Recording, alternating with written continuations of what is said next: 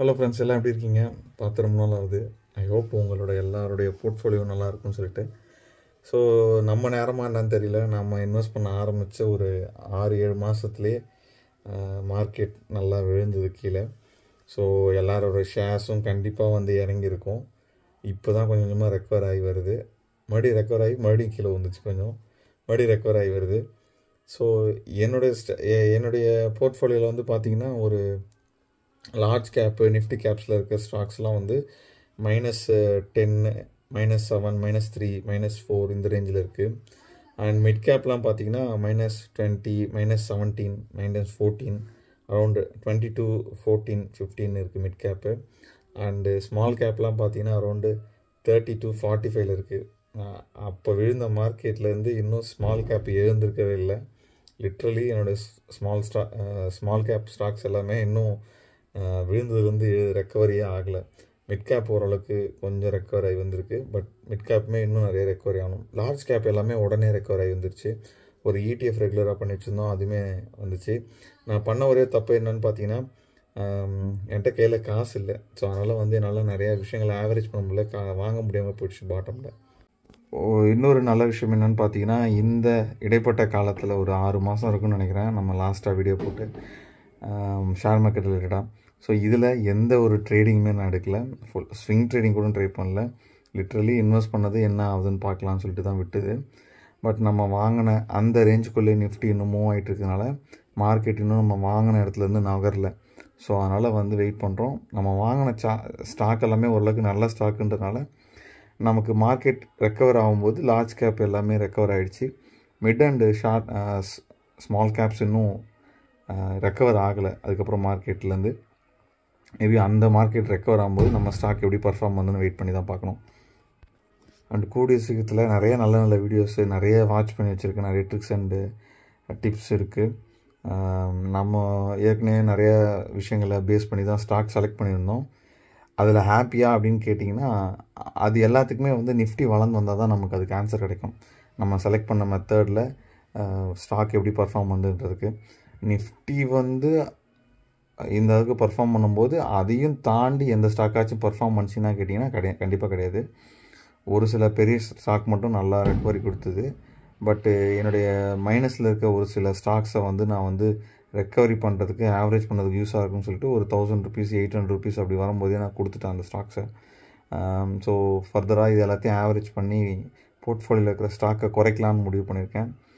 ஏன் இந்த முடிவு எடுத்தேன்றதை கம்மிங் அடுத்தடுத்த வீடியோஸில் சொல்கிறேன். அண்டு உங்கள் யாருக்காவது ஏதாவது ஹெல்ப் தேவைப்பட்டால் என்னை காண்டாக்ட் பண்ணுங்கள். எனக்கு தெரிஞ்சால் கண்டிப்பாக ஹெல்ப் பண்ணுறேன். ஓகே. ஸோ ஃபர்தராக வேறு நம்ம என்னென்ன ட்ரை பண்ண போகிறோன்னா, ஸோ நிறைய பேருக்கு இந்த நம்ம சொன்ன இதுக்கு முன்னாடி ட்ரை பண்ண விஷயங்கள்லாம் ரொம்ப கஷ்டமாக இருக்குதுன்னு சொன்னாங்க. அதாவது ஒரு ஸ்டாக்கை எப்படி ஃபுல்லாக செலக்ட் பண்ணுறது, போகிறது, இதெல்லாம் ரொம்ப கஷ்டம் இருந்துச்சு. நான் வேலைக்கு போயிட்டுருக்கேன் அப்படின்ற மாதிரி சொன்னாங்க. எனக்குமே பார்த்தீங்கன்னா வேலைக்கு போயிட்டு இது எல்லாத்தையும் பண்ணுறது ரொம்ப கஷ்டமாக தான் இருக்குது. ஸோ அதெல்லாம் இல்லாமல் ரொம்ப சிம்பிளாக, ரொம்ப ஈஸியாக, ரொம்ப ஒரு எழுத படிக்க தெரியாதவங்க கூட ஈஸியாக வந்து எப்படி வந்து பண்ணலாம் அப்படின்றதுக்கான அப்ரோச்லாம் தான் நான் பண்ணிகிட்ருக்கேன். நானுமே ஃபுல் டைம் ஒர்க் பண்ணுறதுனால எனக்கு ஈஸியாக கன்வென்சிங்காக எந்த மெத்தட் இருக்கும் அப்படின்றதையும் பார்த்துட்ருக்கேன். ஸோ நான் இந்த கேட்டகரியில் இருக்கேன்னா நிறைய பேர் வேலைக்கு போகிறவங்களும் அதை பண்ணிகிட்ருப்பாங்க. அவங்களுக்கு இது யூஸ்ஃபுல்லாக இருக்கும் அப்படின்னு சொல்லிட்டு.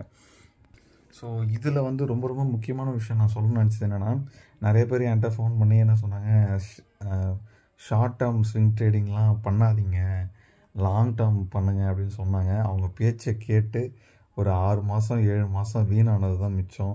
நான் ஸ்விங் ட்ரேடிங் பண்ணிகிட்டு இருக்கும்போது நல்ல ஒரு ப்ராஃபிட் எனக்கு இருந்துகிட்டே இருந்தது. சரி லாங் டேர்மாக போவோமே அப்படின்னு பார்த்தோன்னா 6 மாதமாக எந்த ஒரு ரிட்டர்ன்ஸும் இல்லை இந்த மார்க்கெட்டால்.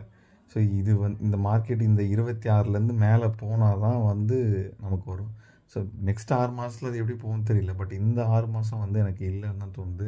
நிறைய பேர் என்ன சொல்லுவாங்க, ஒரு 5 வருஷத்துக்கு மேலே தான் ஷேர் மார்க்கெட்டில் வந்து லாங் டேர்மில் வந்து பெனிஃபிட் பார்க்க முடியும் அப்படின்னு சொன்னாங்க. ஸோ இந்த மாதிரி சுச்சுவேஷனில் எப்படி நம்ம வந்து ஒரு சின்ன ஒரு இன்கம் வச்சு ஒரு இன்கமாச்சும் அதுலேருந்து வந்துட்டுருக்கணும், ஒரு சின்ன ஒரு அமௌண்ட்டாச்சும் அதுலேருந்து வந்துட்டுருக்கணும். ஸோ அதுக்கும் ஒரு ஸ்ட்ராட்டஜி பிளான் பண்ணிகிட்ருக்கேன். ரொம்ப ஈஸியாக எல்லோரும் ஈஸியாக எந்த ஒரு லாஸ் இல்லாமல் பண்ணணும் அப்படின்ற மாதிரி ஒரு ஸ்ட்ராட்டஜி ட்ரை பண்ணிகிட்ருக்கேன். அது நல்லபடியாக வந்து சொல்கிறேன். ஓகேவா? ஸோ இதெல்லாம் தான் ஒரு குட்டி அப்டேட். நிறைய பேர் ஏன் வீடியோ போடலன்னு கேட்டாங்க. அதை நான் தெளிவாக சொல்லியிருந்தேன்.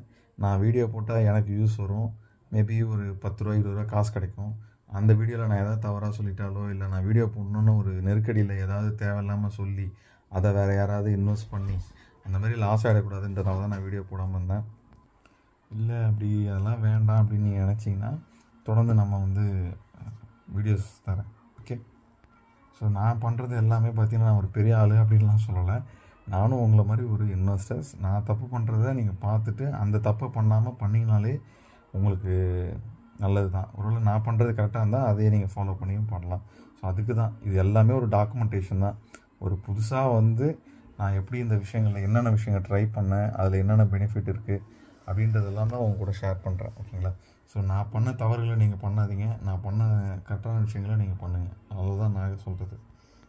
எனக்கும் வந்து வீடியோ போட்டு இன்றைக்கி மார்க்கெட் இவ்வளோ இறங்கியிருக்கு, இன்றைக்கி மார்க்கெட் அவ்வளோ ஏறி இருக்குது, இதால் ஏறி இருக்குது, அதால் ஏறி இருக்குன்னு ஏதோ ஒரு கதை சொல்ல தெரியும். ஆனால் வந்து அந்த மாதிரி இருக்க வேணாம், 10ஓட 11 அப்படின்னு நினைக்கிறேன். ஓகேங்களா? ஸோ ஏதாவது ஒரு 4 ஸ்டாக்கை கொடுத்துட்டு இது ஏறும் அது ஏறும்னு சொல்லிவிட்டு அது ஏறும்போது பார்த்திங்கன்னா நான் சொன்னது ஏறிடுச்சு அப்படின்னு சொல்லவும் எனக்கு தெரியும். ஸோ அந்த மாதிரிலாம் இருக்கக்கூடாது. யாராவது எங்கேயா காசை போட்டு லாஸ் ஆகிடுவாங்கன்னு ஒரு பயத்தில் தான் வந்து இந்த மாதிரிலாம் சொல்லாமல் இருக்கேன். ஸோ மொதல் விஷயம், நான் வந்து என்னுடைய ஸ்டாக்ஸ் எல்லாத்தையும் வந்து மைனஸில் இருக்கிறது எல்லாத்தையும் ரெக்கவர் பண்ணி பாசிட்டிவ்க்கு எடுத்துகிட்டு வர போகிறேன். ஸோ நெக்ஸ்ட்டு போர்ட்ஃபோலியோவில் இருக்கிற ஸ்டாக்ஸை குறைச்சி ஒரு சில ஸ்ட்ராட்டஜி ஃபாலோ பண்ண போகிறேன். ஸோ தட் லாங் டேர்ம் ஒரு ஷார்ட் டேர்ம் இப்படி ஏர்னிங்ஸ் பண்ணுற மாதிரி. ஓகே, ஸோ இதுதான் ஃப்யூச்சர் பிளானு. இன்னும் அடுத்தடுத்த வீடியோஸ் அப்டேட் பண்ணுறேன். ஓகே, ஸோ அது வரைக்கும் நீங்கள் நம்ம சேனலை சப்ஸ்கிரைப் பண்ணாமல் இருந்தால் சப்ஸ்கிரைப் பண்ணுங்கள். இந்த வீடியோக்கு ஒரு லைக் பண்ணுங்கள். தேங்க்யூ.